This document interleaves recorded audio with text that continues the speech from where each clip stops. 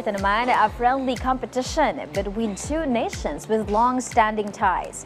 Ipinakita ng Pilipinas at Malaysia na nagpapatuloy ang matibay na pagkakaibigan sa pagitan ng dalawang bansa.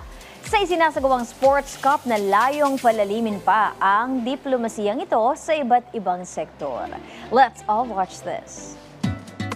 Sa isang panahon kung saan ang diplomasya ay hindi na lamang nakikita sa mga formal na pagpupulong o kasunduan, ipinapakita ng Malaysia at Pilipinas na maging sa larangan ng sports, lalo na sa golf, ay maaaring maging tulay ng pagkakaibigan at pagkakaisa.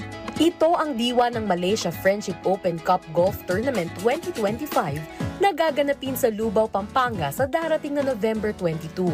Last year we had 216 players. This year has gone up to 288. The reason being because the golf course, Predator Verde Golf Club, has now a full 36 hole course. At the same time, we also hope to achieve this fraternity of a stronger ASEAN community, which we are hoping to achieve by 2045. So bringing all of us together, we'll be able to build a strong bond of friendship and understanding, which is very important and core to the development of ASEAN and global as a whole in terms of development.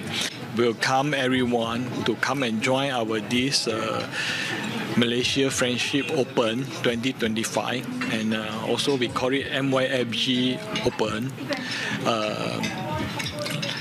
We play this not just golf, but we play with our heart, because all our proceeds it will go to the communities. Ang taunang paligsahang ito ay hindi lamang isang laro, kundi isang plataporma ng diplomasya at pagkakaibigan. Isang pagkakataon upang muling pagtibayin ang ugnayan ng mga bansa para sa mas matatag na samahan at mas maunlad na rehiyon.